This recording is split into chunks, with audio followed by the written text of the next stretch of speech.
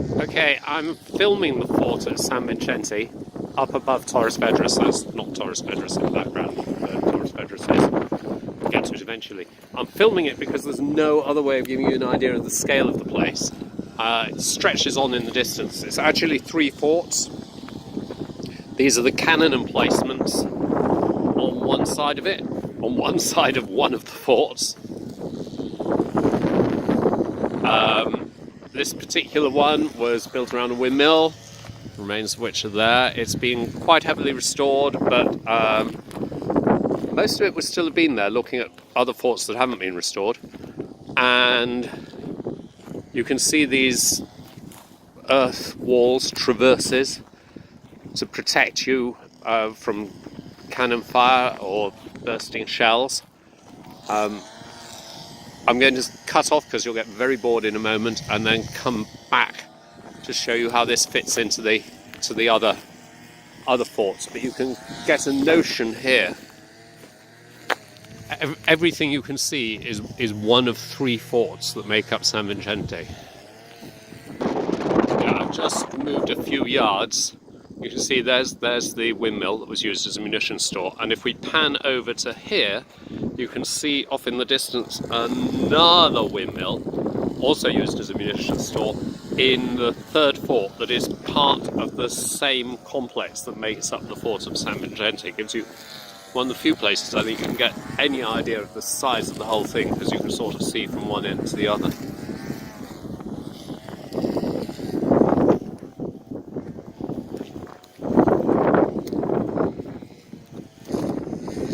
Okay, I've said this is 3 separate forts that are all linked together. We're still in the first one with this windmill.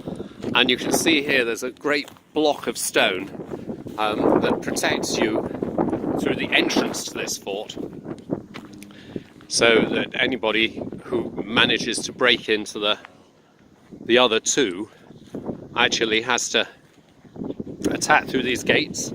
See that there were gates here, and then immediately there's this big defensive block, and you're going to have to. You can see the fire step here.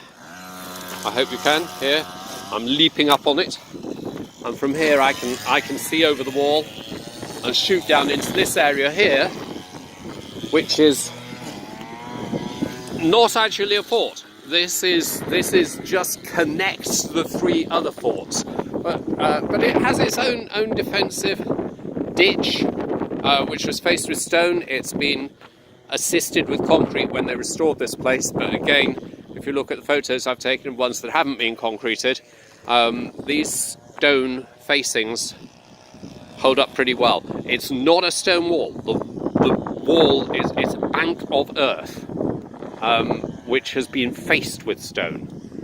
It's incredibly strong.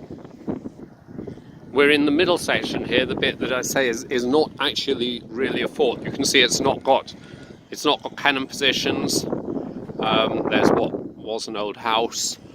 There is a what looks like a gun position here, but there aren't very many. What there is, there's a gate, which again has this defensive blocking in front of it, and there's a path that runs up to the gate. Anybody wanting to come up this path, you will notice, is walking under the gun emplacement that we just looked at there, and another gun emplacement from the 1st fort over there, and in fact there's a gun emplacement there. But the actual fort bit, those guns protecting the entrance, and you can see quite clearly, I hope, if the sun isn't destroying the picture, the fort here where you've got the ditch that goes along there and separates what we're looking at now, which is the 2nd of the 3 forts. Okay, we're back in the centre. The bit that I keep saying isn't really a fort. We're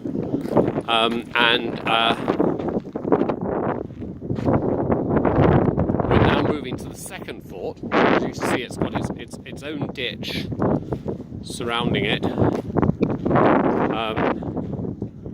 and its own entrance. So you fought your way in through the first entrance. This fort is quite nice. It's got obviously by now restored semaphore, so you can see where the semaphore is, and quite a deep ditch. So you managed to get into the centre bit, which frankly is unlikely. This fort is still a self-contained bit with its own garrison, and as you can see, differs from what we're looking at in that this has guns. This is serious, folks. All of these are gun emplacements.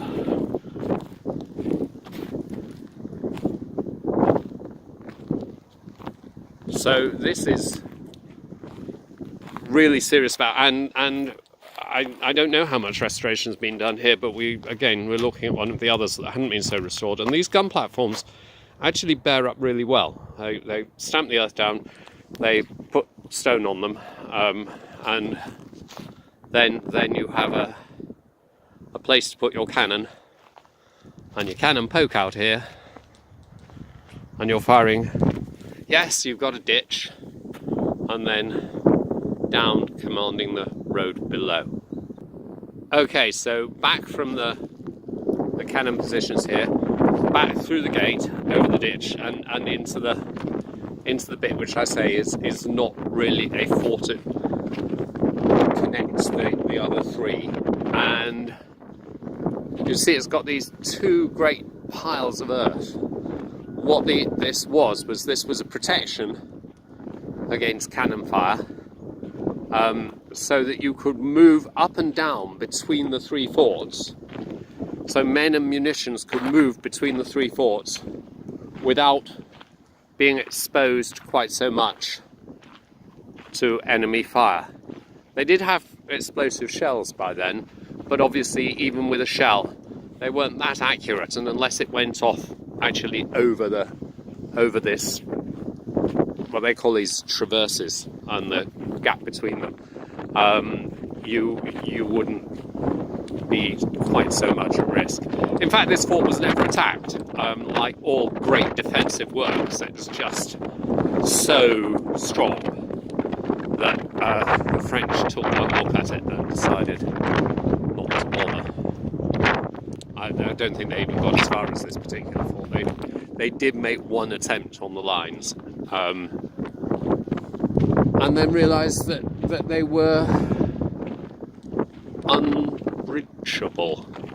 It would been interesting to know what would have happened if Napoleon had come here, because Napoleon was very good at taking untakeable positions, but the generals that he left this to were definitely not up to the job.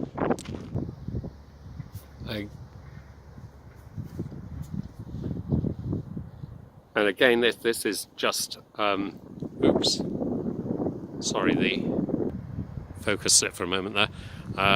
This is the third fort. We're going to go into that in a moment. Two windmills, both of them being used as magazine stores, but the reason I've stopped here is there's the traverse, and this is one of the few places you get a really good look down, and you can see just how incredibly big this is.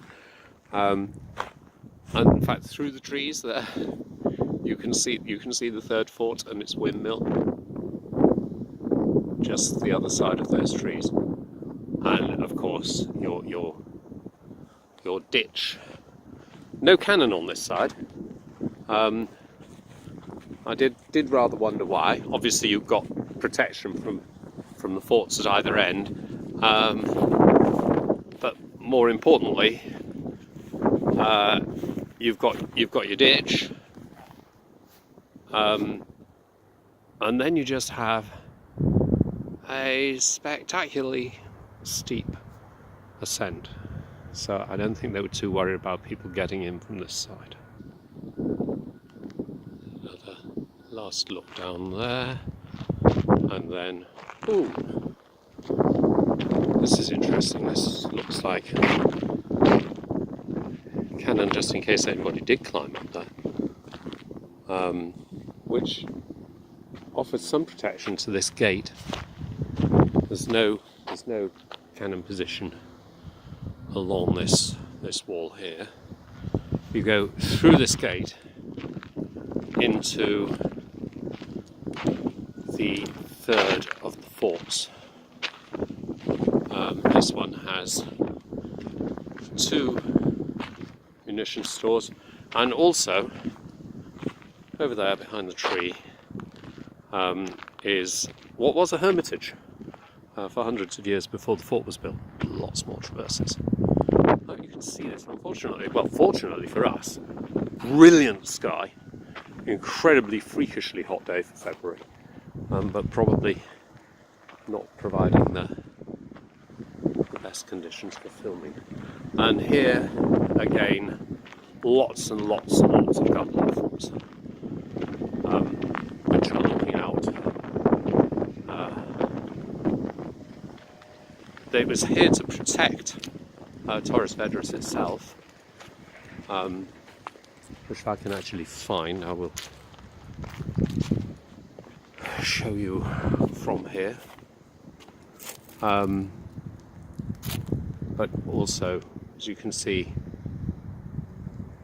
quite a steep road, and looking out and protecting over the valley. Okay, I said we get to Torres. Yeah. Sorry. Here we go. I said we get to Torres Vedras eventually. Here we are around the back, and you can see the castle of Torres Vedras here in front of us. Here. And that was actually used as an artillery emplacement as well. And this fort, here's the ditch again, was to protect the roads that the French would have to come up to reach the city. Okay, that's the roads we were looking at before. Further out, we'll just go right round to where we were, and here we are back to the beginning. There's the fort off in the distance. I think we've sort of killed this one. It's 10 minutes, but that's actually how long it's taken us to walk around the fort. So if you've been watching this, thanks.